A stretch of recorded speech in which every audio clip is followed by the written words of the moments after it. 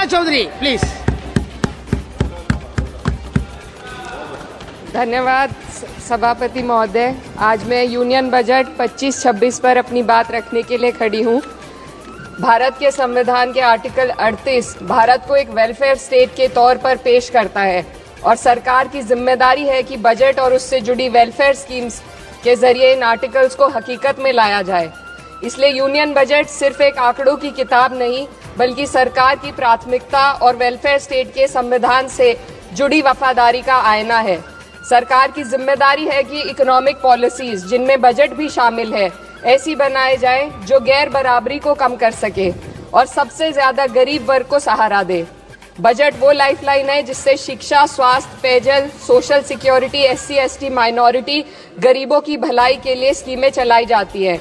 मगर ये बजट को देखकर महसूस होता है कि ये भविष्य के निर्माण से ज्यादा हेडलाइन बटोरने का एक दस्तावेज है। इससे सबसे ज्यादा प्रभावित होने वाली वही लोग पीछे छूट रहे हैं जिन्हें सरकार के सहारे की सबसे ज्यादा जरूरत थी। वो किसान जो बढ़ती लागत से परेशान हैं, वो नौजवान जो बेरोजगारी का सामना कर रहे हैं, और वो औरतें जो निजामती रुकावटों से जूझ रही हैं, और वो गरीब जो महंगाई के बोझ के तले दबे हुए हैं। This government is proudly marketing the income tax exemption of 12 lakhs. But the question is, how many Indians even earn that much to benefit from it? Only 2.2% of Indian population pays direct taxes, whereas no relief has been given in regards to indirect taxes, the burden of which falls on everyone, especially the poor and weaker section of the society. This clearly shows that this is not an inclusive budget. GST की ऊंची दरों ने आम आदमी की कमर तोड़ दी है। जरूरत इस बात की है कि खाद्य सामग्री, दवा, स्कूल की किताबें और जरूरत की चीजों पर टैक्स कम किया जाए। पेट्रोल, डीजल पर टैक्स कम करने की कोई कोशिश नहीं हुई, जिसका सीधा असर हर नागरिक पर पड़ता है।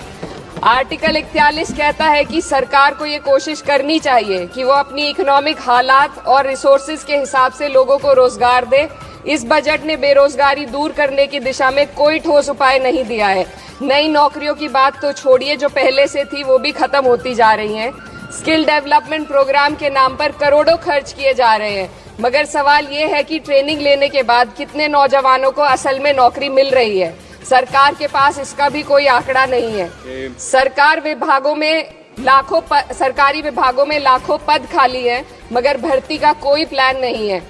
आर्टिकल 45, जिसके द्वारा सरकार की जिम्मेदारी है कि हर बच्चे को 6 साल की उम्र तक फ्री और जरूरी तालीम मिले ताकि उनका बुनियादी तालीमी डेवलपमेंट सही से हो सके, जिसको संसद ने शिक्षा का अधिकार अधिनियम बनाकर और भी मजबूती दी थी, परंतु इसकी जमीनी हालत क्या है वो किसी से छुपी नहीं है। नगरीय क्षेत्रों में सरकारी स्कूलों में शिक्षक न होने की वजह से स्कूल बंद हो रहे हैं तथा दूरस्थ ग्रामीण क्षेत्र के स्कूलों में टीचर ही नहीं पहुंच पा रहे हैं। सरकार कह रही है कि डिजिटल इंडिया और AI से तालीम का इंतजाम होगा, मगर जरा जमीन पर देखिए, उत्तर प्रदेश में सिर्फ 22% सरकारी स्कूलों में कंप्यूटर है। मेरे संसदीय क्षेत्र कैराना में कई सरकारी स्कूल शिक्षक न होने की वजह से बंद हैं और मदरसा एजुकेशन के बजट में 57% की कटौती कर दी गई है। क्या यही सबका साथ सबका विकास है? इसी तर्ज पर अस्पताल हैं जहां पर डॉक्टर नहीं है। आर्टिकल 47 अच्छी सेहत और जिंदगी के स्टैंडर्ड को बेहतर बनाने की आवश्यकता पर जोर देता है।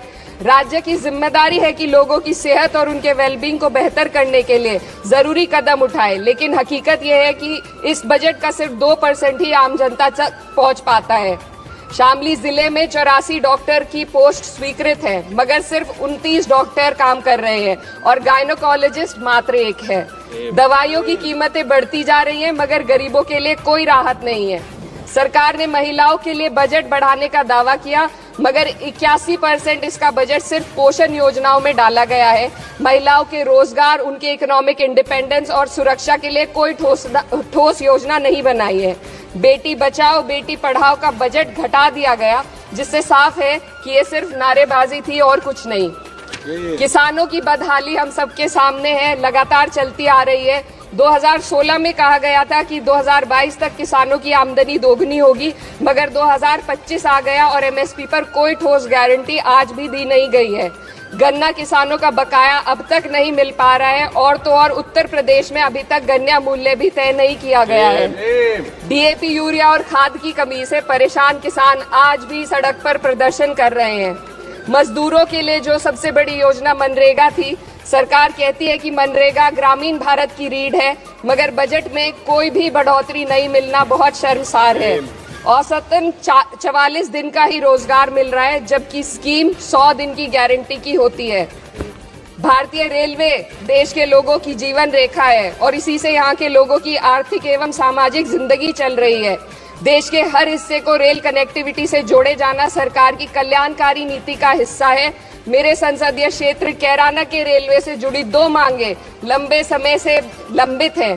दिल्ली शामली सहारनपुर रेल लाइन का दोहरीकरण और पानीपत शामली मेरठ लाइन का सर्वे अति शीघ्र ही कराए जाने की बहुत पुरानी मांग को बजट में शामिल किया जाना चाहिए। देश भर में बिजली की दरें बेहद असमान हैं। उत्तर प्रदेश में ये दरें बहुत ज्यादा हैं। देश भर में एक समान बिजली दरें लागू करने का प्रावधान किया जाए। रिवैम्प योजना में हर घर तक बिजली पहुंचाने के लिए एलटी लाइन बनाने का प्रावधान भी जोड़ा जाए। कृषि उपकरणों व खाद डीएपी को जीएसटी से मुक्त किया जाए।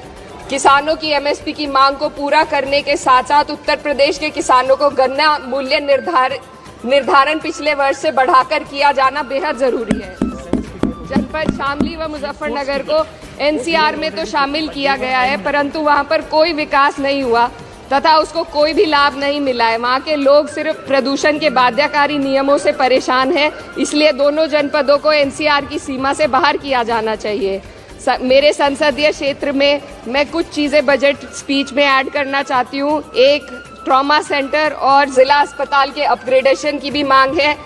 जनपद शामली और सहारनपुर में एक महिला डिग्री कॉलेज खोला जाए।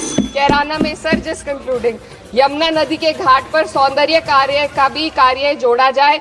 जनपद शामली में टेक्सटाइल पार्क की स्थापना की जाए और जो संसद निधि है सांसदों को केवल 5 करोड़ रुपए दिए जाते हैं और एमएलए उत्तर प्रदेश के एमएलए को भी 5 करोड़ दिए जाते हैं। हमारी मांग है या तो इसे बढ़ाकर 25 करोड़ किया जाए या फिर सिरे से खारिज किया जाए। The union budget was an opportunity to address the pressing. Sir, just 1 minute. Please, 2 more speakers are in your party. Sir, just pressing concern of India's citizen, rising unemployment, soaring inflation, crumbling public services, and deepening rural distress. Yet, instead of offering real solution, the government has focused on optics and half measures. While tax relief for the middle class is welcome, it does nothing for the millions who earn too little to benefit from it. Education remains underfunded, rural employment stagnates, and farmers continue to struggle without meaningful support. The delays in conducting the census and caste census further exposes the government's disregard for data-driven policy making and social justice. India needs a budget that prioritizes its people, not just its economic headlines. A budget that invests in human capital, strengthens social security, and ensures dignity and stability for all. But what we have instead is another missed opportunity, one that fails the poor, the youth, the farmers, and the women of this country. Budget प्रस्ताव पर अपने विरोध को मैं 2 पंक्तियों में आपके सामने रखना चाहूंगी। बेदम हुए बीमार दवा क्यों नहीं देते? बेदम हुए बीमार दवा क्यों नहीं देते? तुम अच्छे मसीहा हो, शिफा क्यों नहीं देते? मिट जाएगी मखलूक तो इंसाफ करोगे, मुंसिफ हो तो हश्र उठा क्यों नहीं देते?